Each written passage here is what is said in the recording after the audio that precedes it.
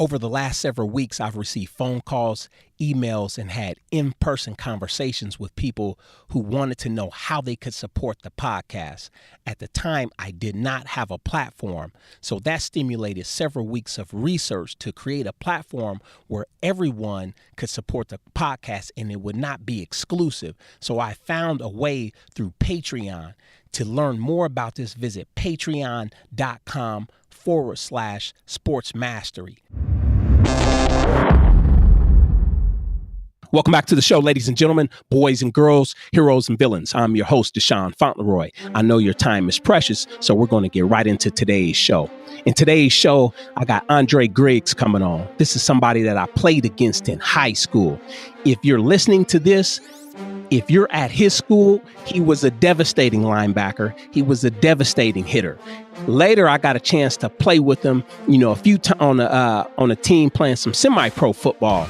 Still, if he's telling you those stories about him playing linebacker, I'm telling you, believe it. But one thing I can remember about Andre, he was a quiet leader. He was always humble, but he wreaked havoc on the field. Today we have something going on with him. We're going to be discussing his Restorative Justice League and what that is. That's going to lead us to concepts of building trust and respect together. We're going to discuss the pillars of that. And before we close out, Andre's going to share some stories. So without further ado, I'm welcoming Andre Griggs to the Sports Mastery Podcast. Andre, tell the people, Yes, sir. Let us know about the Restorative Justice League and just about you in general and maybe how that came to be. Okay. Well, it's good to talk with you and catch up with you, Deshaun. I appreciate you reaching out to me with your podcast and reaching out to the sports audience and parents and families. And I appreciate the words you said as far as being a linebacker and being a student athlete. I went to Thomas Jefferson High School where it was tough, but I left it all on the field, and that's what it was all about as far as being a demo. And now, as a linebacker, I'm not tackling somebody. I'm tackling problems. I'm tackling issues. I'm tackling bullying and the things that kids are up against today that we were up against in our day, but didn't have that a lot of the support that we're able to provide. So Restorative Justice League, really, the goals is it's really a program that ensures accountability and that increases school community safety and develops social emotional competencies through relationship building, dialogue, talking, and really to focus on ending racial disparities in schools and support alternative discipline. So kids will have an opportunity to really think about, the things that they've done and figure out other ways, other options to make things right, to really lower suspension rates and cultivate a positive school climate and impact school culture. This program is very transformative for students and also for adults because the Restorative Justice League is really to create a youth-adult partnership where it's not power over someone, it's power with someone now. It's collaborative power. I agree, man. I know reaching out to you, I had a chance to check out the website. If you're listening to this, ladies and gentlemen, if you're a student athlete listening to this, if you're a parent or a coach, go to restorativejusticeleague.com. I was really impressed where you're taking an approach. You're not doing the traditional approach with discipline that we know for a fact and it's documented in the literature that is harming the youth. And it seems like you're doing something where the kids are like their own judicial board, where they're regulating themselves. Could you explain more about that? Okay. Yeah, no problem. Definitely. So, you're right. We live in a non-traditional age, a generation of students where, they're experiencing a lot more things that, we are experiencing in a different way and shape and form. And so it's really, we know the problem. We grew up in an era where there was no tolerance, and we see the effects of that. Because of that, we have a lot of racial disparities. We have it became a pipeline to prison where a lot of minorities are going into getting into trouble and building and really, instead of getting an education and going to college, they're getting kicked out of school and going to prison. So they're being marginalized. So the goal is really to, with the Restorative Justice League, is develop not only a community. We hear the saying, it takes a community to raise a child, or it takes a village to raise a child. That's what restorative justice is. And the three pillars of reconciliation is prevention, leadership, and intervention. It's really the what, the how, and the why. Why are we? Why is this program really geared to focus on saving kids instead of kicking them out of school? The goal is to develop them, develop their youth development, develop their leadership, and really create a platform where they have a voice to be advocates for one another, a voice to be able to have a safe place where they can share their ideas, their opinions, their knowledge with each other, their experiences, but also be in that safe place where they know that someone's there to listen to them. So this is really what the makeup of this is to really create something that's going to repair the harm and not put a Band-Aid on it. Something that's going to bring that equality and that attention to really figure out what are the needs of that student. It's really focusing on that student and creating community needs where, yes, they're accountable. We're not here to baby them, but we're here to make them more accountable, but really deal with really what's going on. It's not the problem. The kid is not the problem. It's the choice that they made. And so this program really is to focus on social emotional learning, their self-management, their self-awareness, their responsibility, decision-making, their relationship skills, their social awareness. It's really dealing with the emotional pieces of the child. I mean, just think about, us growing up, we didn't have that. We got mad, we got upset, we get into a fight, we our outlets was the streets, Correct. or getting into trouble. Now we didn't have that where we can sit down and really dialogue and talk to somebody that's having that same issue. So now we're developing a safety net where students are stepping up to the plate and they're being advocates to one another. They're being mentors, they're being mediators, and they're supporting them each other all the step of the way, where they're not being just thrown to the wayside. Yes, I know, Andre. What I wanted to ask you, or to bring us more clarity, what city or town are you in? I know you're in California, and what school is this at? Okay. Well, I'm in Merced, California. That's pretty much, we call it the center of California. The school that I started the program was Lee Grant High School. It's a little rural area, farm town. Migrant students, migrated workers there, but it's high gang issues that happen within two different towns of that area, and so they had the highest gang issues. They had the highest crime and also murder rate just in this little town of Merced County. So I started developing the program there, and it was about 6 years, but about 3 years in, when I developed the Restorative Justice League, it really impacted the suspension and the expulsion rate. It impacted the students, where students began to feel more safe. It impacted the culture, where they developed a support group with one another. And most of all, it really impacted the community. There was a lot of things that the kids began to step out into the community, like marches against violence. doing pay it forward things within the community. So it really affected it as a whole. And so that's where I started. Now I'm with the county, Merced County Office of Education, and developing it for the county as a whole. So we've targeted right now our community day schools, which are kids that are, sent to because of various issues. But that's kind of the grassroots focus of really focusing on those school sites, and then bringing it abroad. And then also we do a lot just outside of.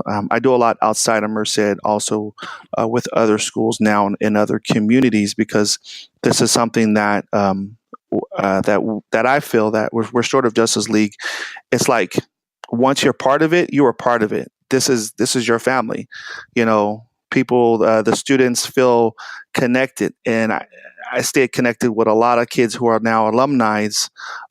Since we've been doing the program, we've touched over 2,000 students, and so a lot of those students come back. They support our conferences that we do. We do conferences for schools where we train high school students to be mentors to middle school age students, and about 300 conferences. It's a youth-driven, youth-led conference where there's workshops, there's speakers, and the kids are really impacted and affected. And I'm always impacted and affected. There's not a conference where I have not shed a tear, and really see transformation with these students. Yes, and that's what this is about, is transformation. I was really impressed when I was reading through the website and, just learning that suspensions had went down at this particular high school. Expulsions had went down, the gang violence had went down, and I think did I read somewhere how, was it you and another gentleman helped raise $2 million for the Restorative Justice League through grants? Throughout our time, I didn't know it was 2 million, but it was a lot of money. Yeah, we so with the Restorative Justice League, one of the things that we do is, again, the goal is to the money that we receive, it goes back 100% back to the students. So with these conferences throughout the year, we do different events for the community and for the students, with the funds that are being brought to the program. The goal is really to invest. We are investing in these students. And when there's an investment, there's a return. And so these students are coming back with their lives, change, with them wanting to be lawyers now, be social workers, work in their communities. They want to start a Restorative Justice League at their university. So that's the investment. It's not really the monetary. That's not even the last thing. We don't even think about that. The investment really is that student, that individual.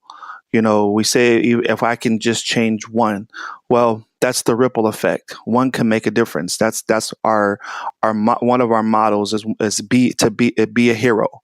Where we want you to be a hero. Wherever you go, you wear that badge. Is you become that hero in your community, at your school, in your family. And so, and to leave a legacy, you always want to leave something impactful. So that's kind of the message that we do.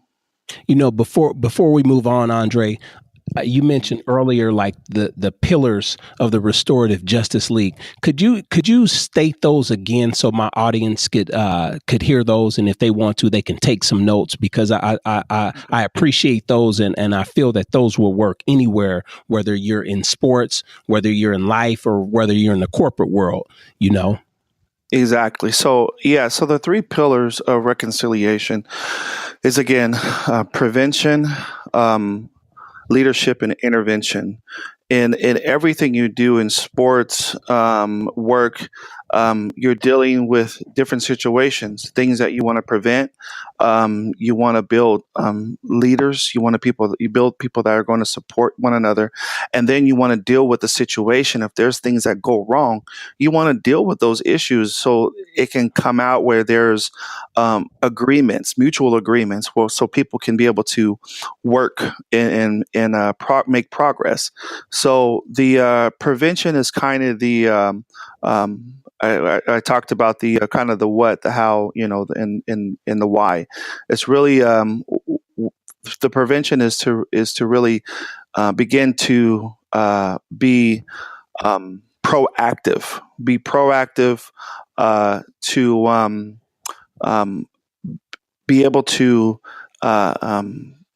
be in a position where you can be able to deal with issues that come up on your own, as a person who sees things that happen, if it be bullying or if it be someone that's being frustrated, you know how to handle those issues before it escalates.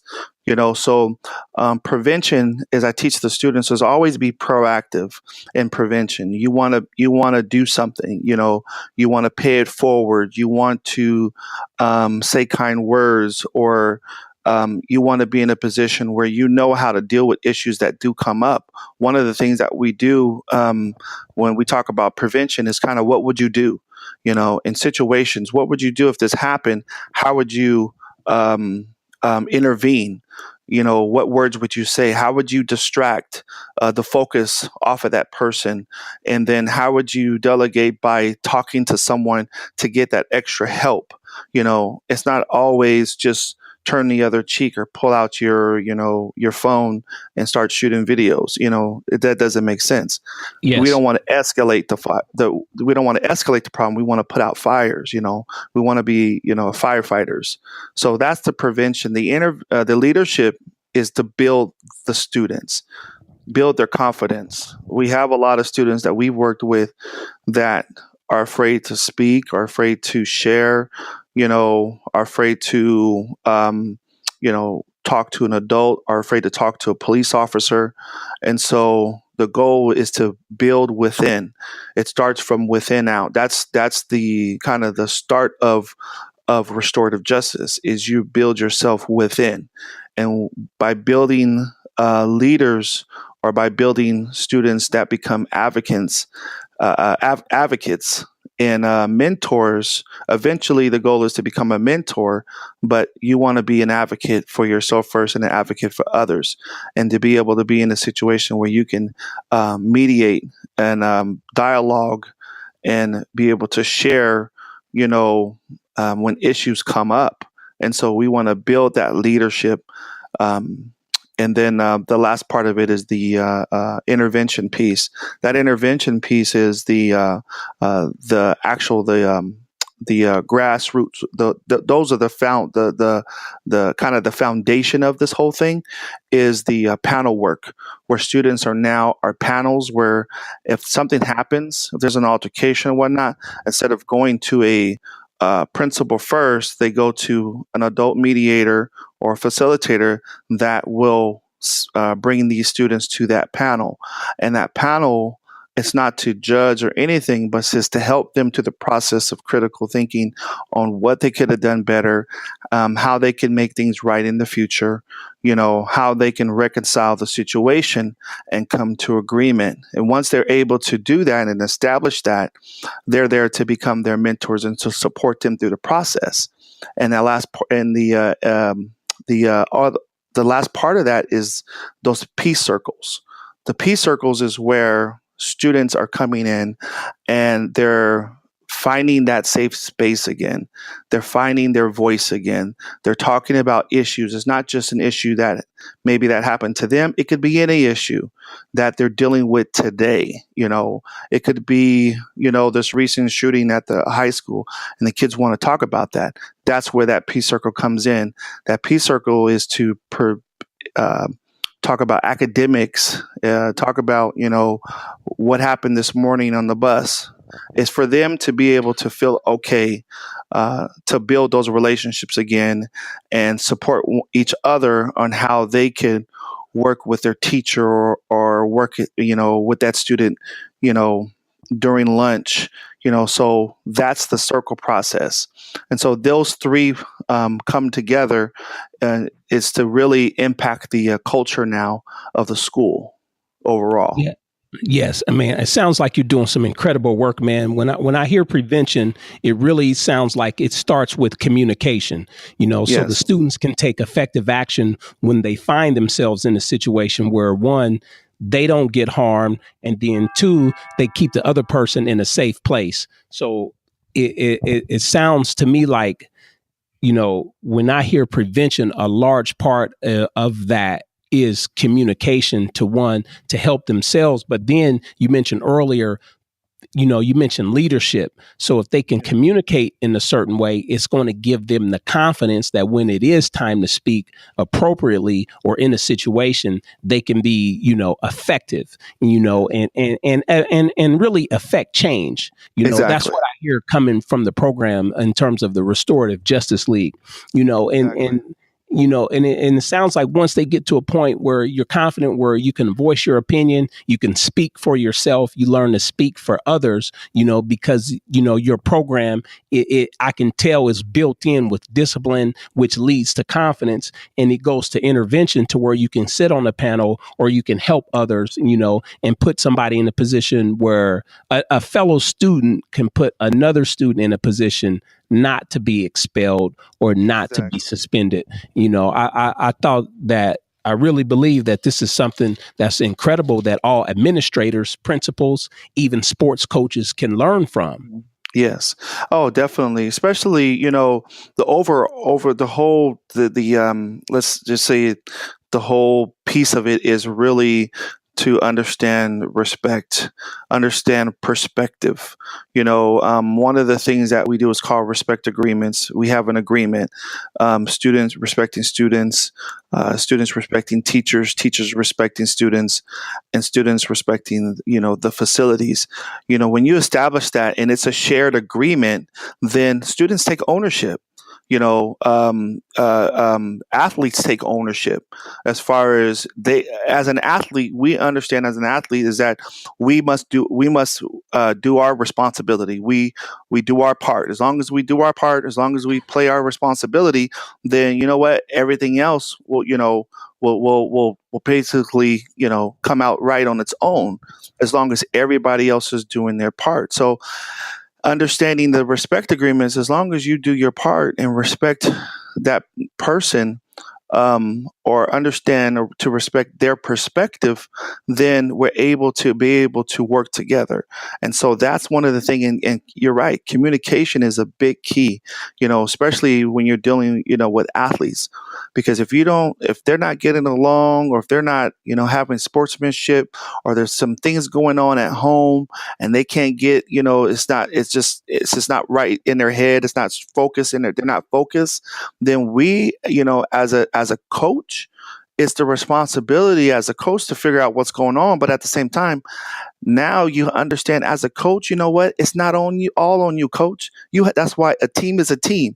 You have other athletes there that can support you in this role, and by figuring out and how to come together. So come together, get in those circles as a team, and talk about what's going on, as the individuals, with the athletes, and figure out what's going on and how we can support each other as a team. And guess what? You're going to build a stronger team. I was able to build, we were able to build, when I say me and the students were able to build a strong team, it wasn't because, there was great players. No, we had people from all walks of life. We had gangsters, we had thugs, we had kids who were, on the, leadership team. We had everybody. But at the same time, what came together is that we were able to sit down and dialogue and come to agreements, and respect each other's perspective, and figure out how to move forward. And that all came through sitting down in these circles and being able to not judge and not put labels on anybody. You have to throw all that stuff out. So that really makes up that core of that team, where if they turn their backs, they can trust each other. I got your Yes. back. Without a doubt, man. I like what you're saying in terms of teams and agreements and circles and this whole thing of collaboration, because I often explain to my athletes, get to know your coach, find out why he or she started coaching. And I tell other sports coaches, get to know that kid, but more importantly, get to know his parents so you understand their dynamics. Because, as you made me think of something earlier, because I'm an advocate of when there's time to have a conversation, a coach having a conversation with the student athlete, at certain times I really feel that the parent should be there until there's some rapport built, because often kids, they don't understand the power dynamic. And Yes, coaches can overplay that power dynamic. And the kid will feel that, but they might not know how to express it exactly. properly. And then that's what I hear from you, where it's a collaboration with the coach, athlete, and parent, where like your principles and these pillars, it crosses different lines when it comes to sports or the corporate world, or just family life, where Yes. everybody has a voice, and then there's no one person giving another person injustice or holding power over another, where we could create something that has a mutual benefit. Yes. So, like, as what I've learned in working with students is that you have to come. So, as a coach, you have to come with an open mindset, And I tell adults, when I work with adults, you have to ask yourself these questions when you're engaging with youth. If you want that youth to open up, to work with you, to be in a position where you can come together and collaborate, you have to ask yourself these questions. Do we need to build the students mental, emotional, or behavior capacity? What information, skills, or identity might this student need to call forth? What might we need to enforce, value, acknowledge, or give permission to? What barriers might be stopping this student, and what social force or influences might need to be acknowledged or removed. So when I approach these students, I approach with this open mindset and these questions I have to ask myself before I engage with these students, because I have to take everything in consideration. And so when I begin to approach it in these ways, I come to find out, oh, this kid is running with the gangs because of dad's in prison, mom's working 24/7. They're taking care of their kids, and they're trying to make money on the side because they don't have no clothes on their back, no food to eat. All these little things that happen, or kids getting bullied every time in the morning and when they go home, and so fear comes in. So all these questions begin to open up these and unlayer these students. And when they begin to share with you, you're like, okay, I'm just here to listen and I'm here to support you. So that way I can make you a better student, a better athlete, a better leader, whatever it is. But we have to not just come with the hammer and judge and say, it's my word, it's my way of the highway. All those things that we've learned, some of those things are great. We keep those things that we learn, but we also have to take a different approach and a different mindset. If we want to get the best out of these students, then we have to begin to think about, how am I approaching them? How am I opening up to collaborate with them as a coach? And that's strange for us. That's strange for adults to give some of the power over to students. But you will be amazed. You will be amazed. I can tell you this.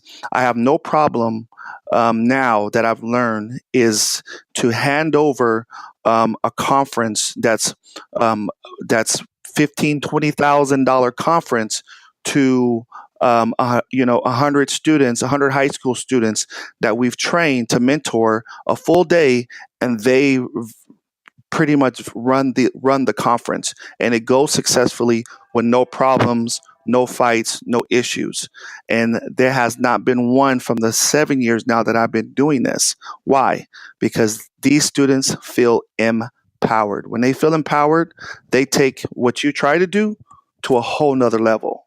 I really agree with you in terms of, man, I mean, your program is incredible, and I see some similarities because, for me to be successful with a student athlete, I have to get to know him and the parent, or him and her, or her and the parent. And one of my first things is when you're coming in to train, I have what's called a desire map. And you reminded me of this. And what the desire map is basically 3 different paragraphs, but it's asking you, what are your hopes and dreams? They fill that out. The next one is, what are your pains and fears? They fill that out. And what are your barriers and limitations? And then what I did to make that even better, I would have the parent fill it out as if they were their child, and then see where the similarities or the dissimilarities were in terms of starting a communication where that student athlete, like you said, would have some say, or the parent can say, or figure out, I didn't know you felt that way. Well, Yes. you never asked. As far as like, what are your goals? What are your hopes and dreams? What are you scared of? And I really appreciate what you're doing. Before we close out, Andre, I wanted to ask you, tell us about a success story, because I've been on the website and I know the Restorative Justice League was featured in the Huffington Post. Yes. And I looked at that on Facebook. Tell my audience about us. Maybe it could be like the success of the program or the success of one individual, but give us a success story from the Restorative Justice League. Okay. Well, again, basically, I think just the success is really these students, seeing the difference in these students. But I can kind of pinpoint a couple successes that really gave these kids confidence. So again, talking about LeGrand High School and the issues, as far as the gangs at the time, it was really on a high level, on a high situation where they would hang out to the parks just to recruit the kids. It was pretty bad. But again, being from our neighborhood back in Portland, Oregon at the time, I was used to that, so that stuff didn't really, scare me, but I saw these kids and I saw, what they were dealing with and their fear in all their different dynamics. And I said, okay, well, we need to figure this out. So when we started the Restorative Justice League, one of the issues was, okay, what if we have these gangs that come to the panel?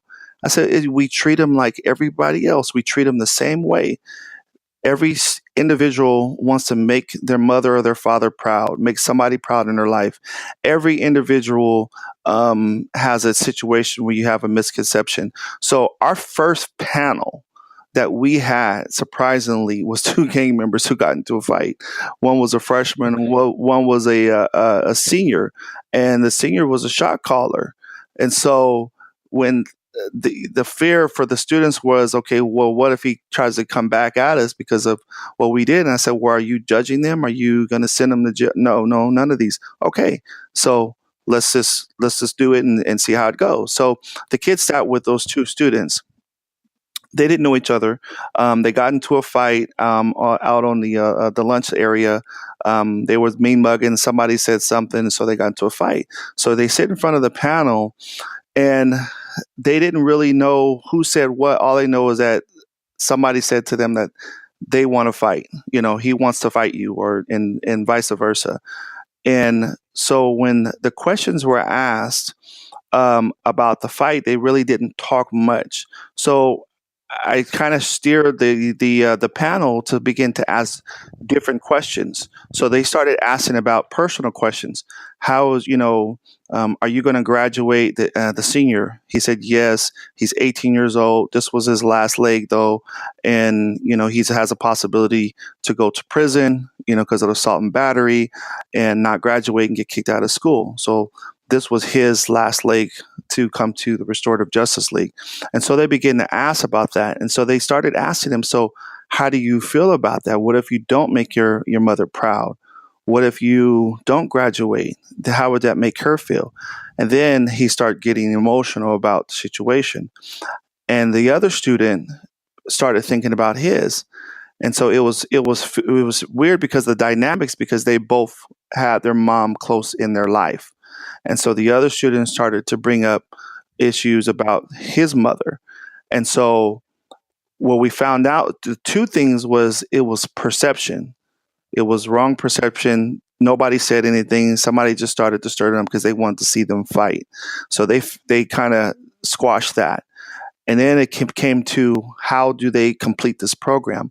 Well, the seniors decided that he wants to complete the program. And so the options was for him, the shot caller was to do some community service. They both did community service, but for him was a little bit more. Do some community service, be a part of the after school program. So they kept track with him. So in conjunction of that, one of the things was how do we keep him now to meet all of his agreements?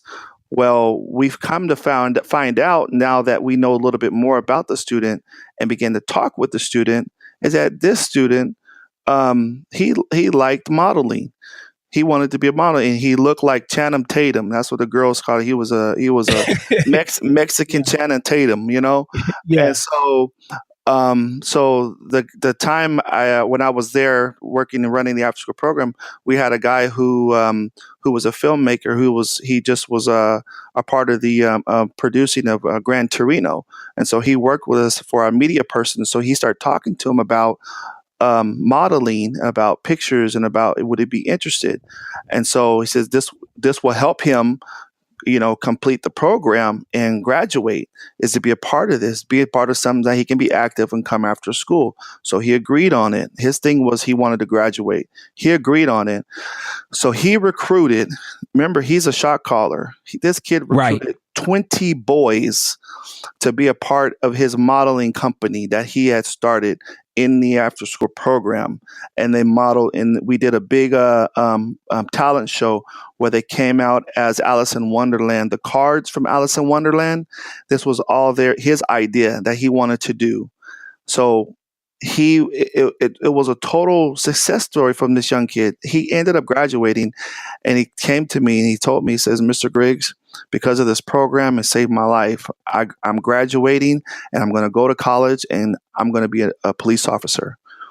I still keep in touch with this young man to this day, and he's going to college. He's a junior now, and he's going to be a police officer. That's his thing. He wants to be a police officer. So I'm so proud of him, because he could have been another statistic. That's where he could have went the other way. He could have went the other way. And he ended up graduating, making his mother proud. And now he's in college and he's doing very well. And the other student, I continue, and the group continued, the league continued working with him throughout the year. And so at the end of the year, he got into an altercation, but he did communicate to me that his promise to me was he was going to graduate, and he did graduate at the community day school, and he has a baby, and he's staying out of trouble. He's not in gangs anymore, and he's being responsible with his life. And so my thing is, I try to keep up with these students, with the kids, every time we have throughout this program, is do the best I can to keep up with them, see how they're doing, how their life is doing.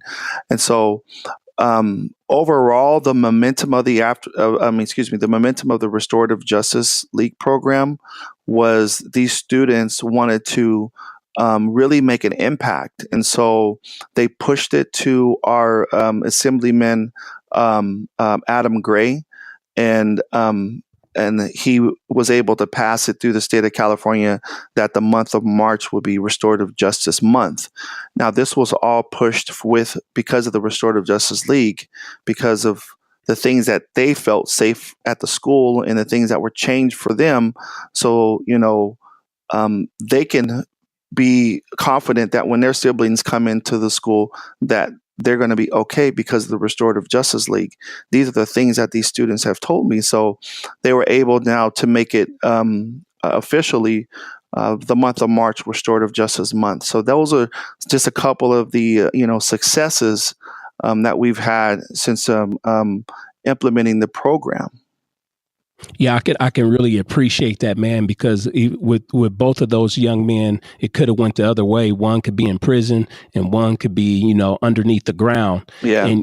And it really shows that people like you, who are going to take an interest in the young person and then have a system in place with other young people that want to be mentors or take interest, it can really help change the direction and outlook of a Yes. person's life.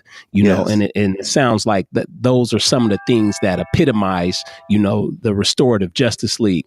Before we close out, Andre, I wanted to ask you, man, what are the plans? What are some of the plans to grow or expand the Restorative Justice League? Well, so I'm a superhero buff. So I love the Restorative Justice League, and I love the Justice League, and I also love Marvel Comics. But I think Justice League has the more essence of kind of what I've always wanted. My vision of this whole thing, this whole program. Where I really want to go with this program and with the students is really create justice leagues, restorative justice leagues in schools, high school, middle schools, even the upper division of elementaries, and train students to build the league within their school sites, to build advocacy within their school, and to create collaborative partnerships with their teachers, with the classified staff within the schools, where discipline now is not punitive, but discipline is alternative, and also have an opportunity for students to make things right. One of the things is that is to even create the disciplinary policy board approved, where it's restorative practices in schools. We were able to do that at Leaguer in high school. So, but the main thing is really reach out and go to schools.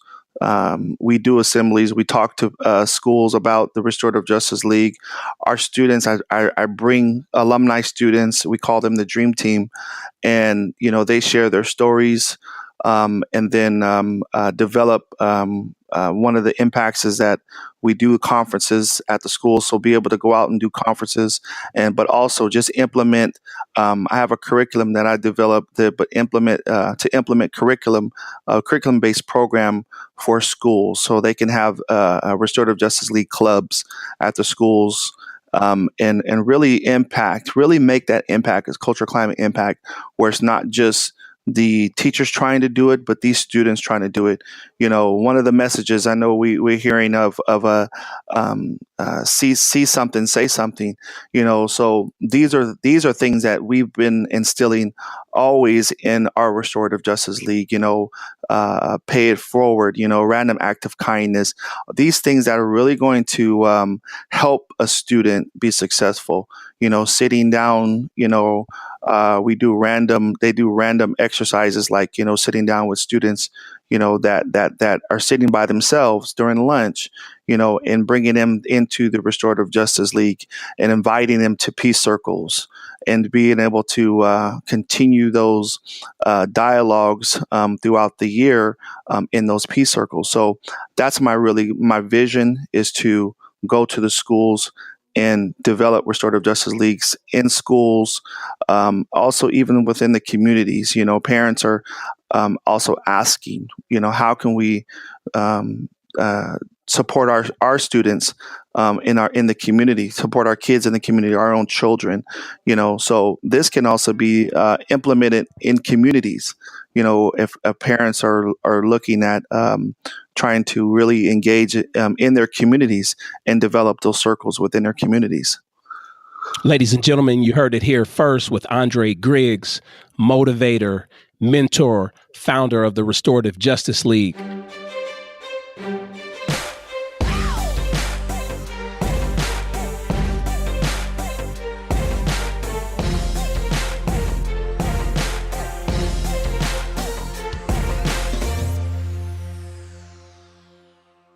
My name is Deshaun Fauntleroy, and I am the creator of the Sports Mastery Podcast. As a young athlete, I didn't have anyone to guide me through the field of landmines that the student athlete faces. There was no one to talk about partying, peer pressure, and dating, and how all of these things could influence my performance and my future. There was no one to discuss overcoming fear, creating a legacy, defining my purpose, setting goals, mental toughness strategies, leadership, character development, or social dynamics. As a result, I struggled through much of high school and college, never really reaching my genetic and mental potential. Peer pressure, trying to fit in, partying, binge drinking, experimenting with recreational drugs were just a few things that held me back. Looking back, I wish I had someone that had been through that experience, someone who could have helped me navigate those landmines in a more mindful and constructive way. It would have saved me a lot of pain, misery, and hardship.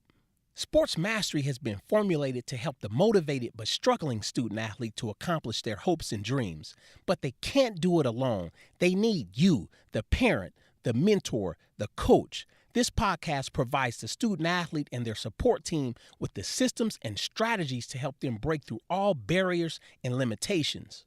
My goal with these audio podcasts is to interview parents and coaches and ask them questions about their journey in the realm of developing student athletes. I like for them to discuss their tips and strategies that they have learned over their time being a parent and coach. Ultimately, I'd like to create a platform to share information, experience, and dialogue to better help our student athletes.